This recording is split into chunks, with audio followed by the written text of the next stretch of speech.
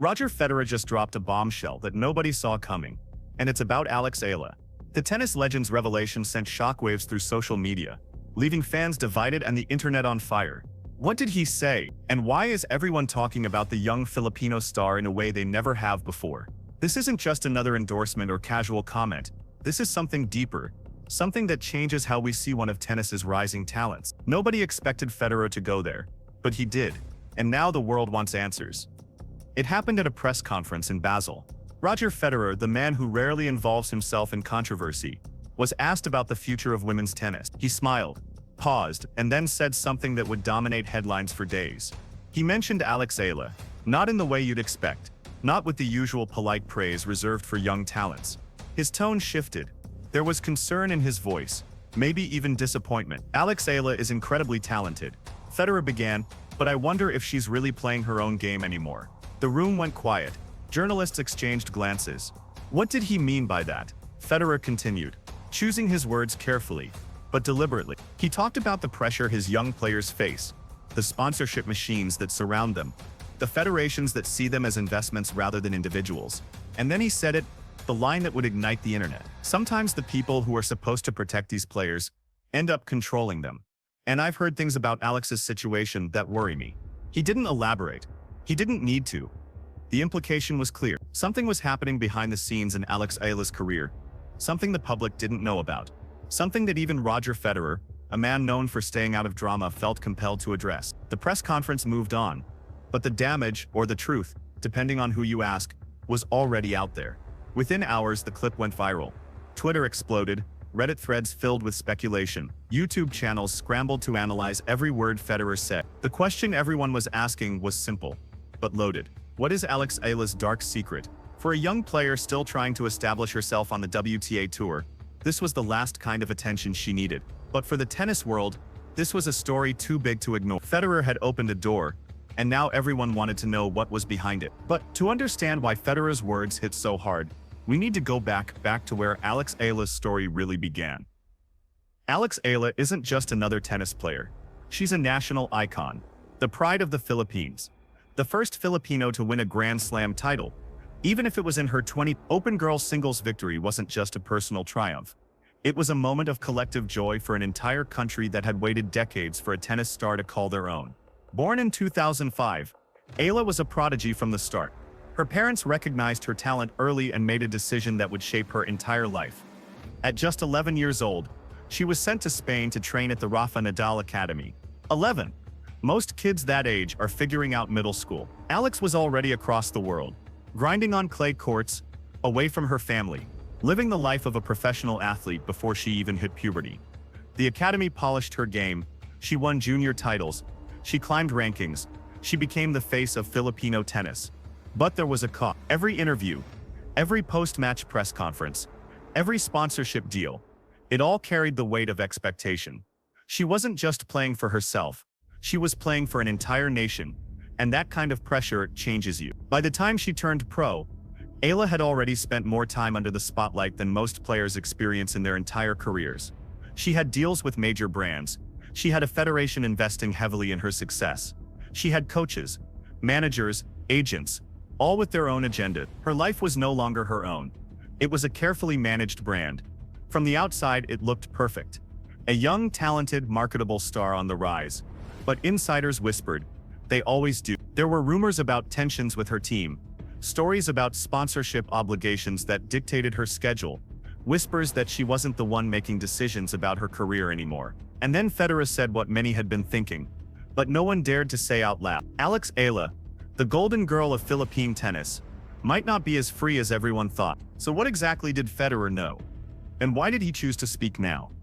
Federer didn't tip names. He didn't point fingers. But his words painted a picture that was impossible to ignore.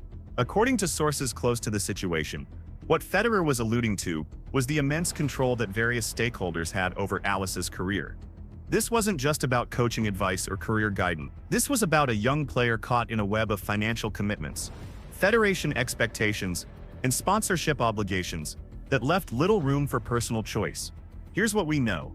When Eala signed with major sponsors early in her career, the contracts came with strings, appearance requirements, social media obligations, Tournament schedules dictated not by what was best for her development, but by what maximized brand visibility. She was a product, a very valuable one. Then there's the Federation. The Philippine Tennis Association had invested significantly in Alice's career. They funded her training.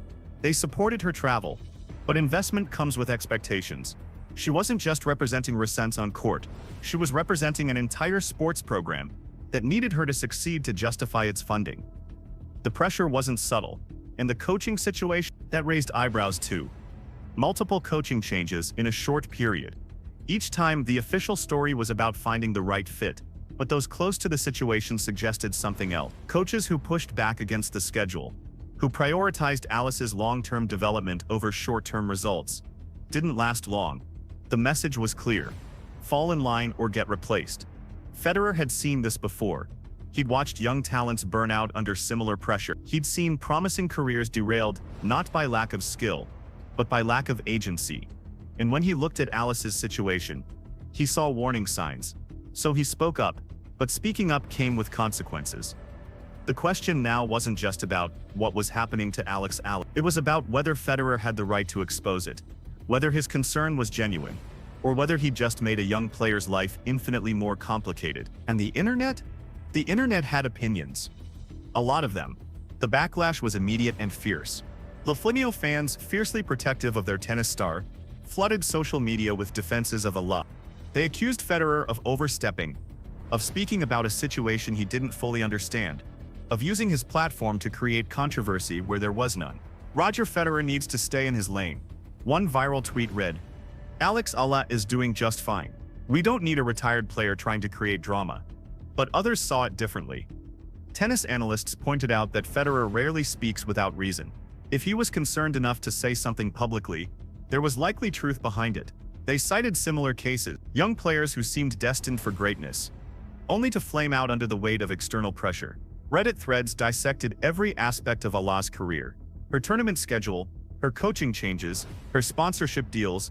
Patterns emerged that couldn't be easily dismissed. The data suggested a player being pushed hard, perhaps too hard, in pursuit of results that would satisfy everyone except the person actually holding the racket. Women's tennis forums debated the broader implications. This wasn't just about Eala. It was about a system that treats young female athletes as commodities, that prioritizes marketability over mental health, that measures success in sponsorship dollars rather than personal growth. Some fans called for transparency. They wanted to hear from Eala herself. Was she happy? Did she feel in control of her career? Or was Federer right to be worried? But Eala stayed silent. No statement, no social media post, nothing. And that silence, it spoke volumes. The controversy had taken on a life of its own. What started as a casual comment from Federer had become a full-blown debate about power, control, and the hidden costs of being a young star in professional tennis. This wasn't just about one player anymore. This was about the entire system. Alex Eala's story became a mirror. It reflected uncomfortable truths about how the tennis world treats its young stars, especially young women. The pressure to perform, the sponsorship obligations, the federations that see players as national assets rather than individuals with dreams and limits. Think about it. How many teenage girls enter professional tennis with stars in their eyes only to burn out before they hit 20? How many promising careers end not because of injuries or lack of talent, but because the system breaks them? The mental health crisis in women's tennis isn't new.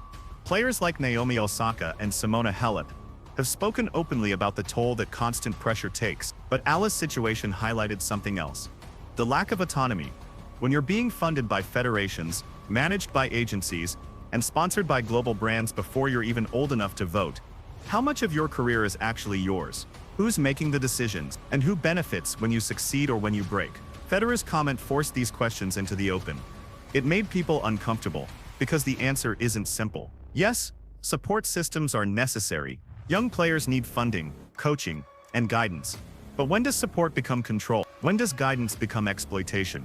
The tennis world didn't have good answers. And that was the problem. Women's tennis, for all its progress, still struggles with how it treats its young stars. The sport celebrates them, profits from them, but rarely protects them. Eala's story wasn't unique. It was just the latest example of a pattern that keeps repeating. And until the system changes, there will be more Alex Ealas, more young players caught between their dreams and everyone else's expectation. So where does this leave us? And where does it leave Alex Eala? In the days following Federer's comment, the tennis world waited for a response, for clarification, for anything that would make sense of what had just happened. But the silence continued. Federer didn't walk back his words. He didn't elaborate either. He'd said what he needed to say, and he let it stand. Some respected him for it. Others criticized him for dropping a bomb and then walking away. Alex Eala, meanwhile, continued her schedule. She showed up to her next tournament. She played. She smiled for the cameras. But those who looked closely saw something different. A guardedness that hadn't been there before. A careful distance in her interviews. Was she angry at Federer? Grateful? Trapped? Nobody knew. And maybe that was the point. Maybe the fact that we couldn't tell was evidence of exactly what Federer was warning about. A young player so controlled, so managed, that even her emotions had to be carefully curated. The Philippine Tennis Association released a brief statement defending their support of Eala and emphasizing their commitment to her development. It was professional. It was vague. It answered nothing. Sponsors stayed quiet. Coaches stayed quiet. Everyone went back to business as usual. But something had shifted. The conversation had started. People were paying attention now, not just to Alex Eala's results, but to her well-being. Not just to her wins, but to whether she was actually okay. And maybe that's what Federer wanted all along. Not to destroy her career or create scandal, but to make people look closer, to question the system, to care about the person, not just the player. The truth is, we may never know the full story of what's happening in Alex Eala's career. We may never know if Federer was right to speak up, or if he overstepped, but we know this. The conversation matters, because tennis needs its young stars, but it needs them whole. It needs them healthy. It needs them to have careers that last, not just careers that burn bright and fast. Alex Eala is talented enough to be great.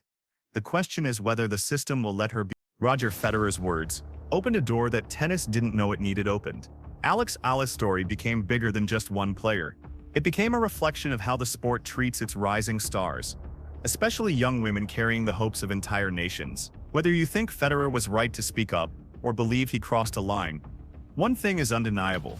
This conversation is far from over. The real question isn't just what happens to Alex Eala next. It's what happens to every young player navigating the impossible balance between dreams and expectations, between support and control. Because if we don't address it now, we'll be having the same conversation about another talented teenager in a few years.